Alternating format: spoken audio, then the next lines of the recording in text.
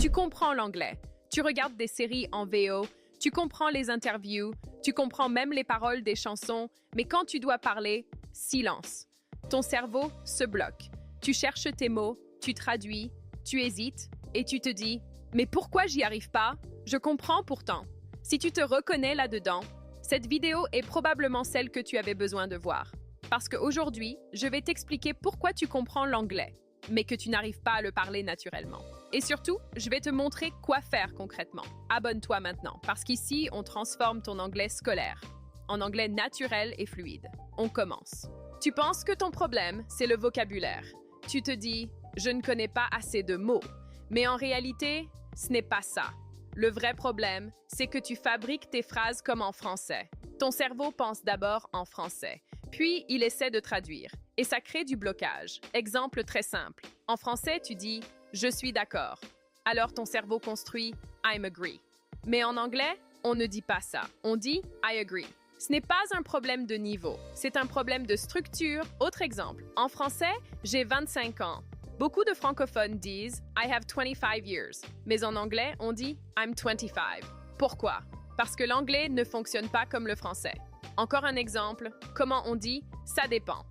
Beaucoup hésitent, certains disent « it is depend », mais la bonne phrase est « it depend ».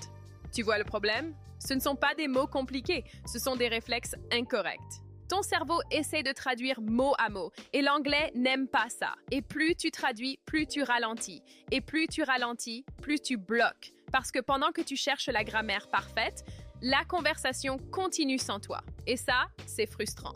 Alors, retiens une chose très importante. Tu ne dois pas apprendre plus de mots.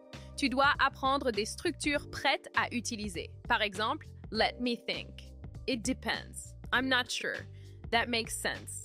Ces sont des blocs. Tu ne les traduis pas, tu les utilises. Et ça change tout. Maintenant, on va parler du vrai blocage. Ce n'est pas ton niveau, c'est la pression. Tu veux parler parfaitement. Tu veux faire une phrase parfaite, sans erreur, bien structurée, avec le bon temps. Mais les natifs ne parlent pas comme ça. Ils parlent simple. Si quelqu'un te demande « Did you like the movie ?» Tu veux répondre comme ça « Well, actually, I found the cinematography particularly interesting and the storyline was quite deep. » Mais un natif répond souvent « Yeah, it was good » ou « Not really » ou simplement « It was okay ». Court, simple, naturel. Le problème, c'est que ton anglais est encore trop scolaire. À l'école, on t'a appris à faire des phrases longues, des phrases parfaites, des phrases notées. Mais dans la vraie vie, la communication est rapide, imparfaite, spontanée. Si quelqu'un te pose une question et que tu bloques 5 secondes, la gêne s'installe. Alors voici ce que tu dois faire. Tu dois t'entraîner à parler court. Très court. Au lieu de chercher une phrase parfaite, dis « I think so »,« maybe »,« no really »,« I guess ». Même si ce n'est pas sophistiqué. Ce qui compte, c'est le rythme. Parce que la fluidité est plus importante que la complexité. Et plus tu parles simple, plus tu prends confiance. Et plus tu prends confiance, moins tu bloques. C'est un cercle vertueux. Alors, si tu comprends l'anglais, mais que tu bloques quand tu dois parler, ce n'est pas parce que tu es nul. Ce n'est pas parce que tu manques de vocabulaire. C'est parce que tu traduis trop et tu veux être parfait.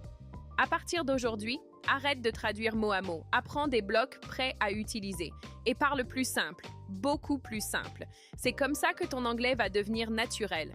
Si cette vidéo t'a aidé à comprendre ton blocage, abonne-toi maintenant. Parce qu'ici, on travaille la fluidité réelle, pas l'anglais scolaire. On se retrouve dans la prochaine vidéo.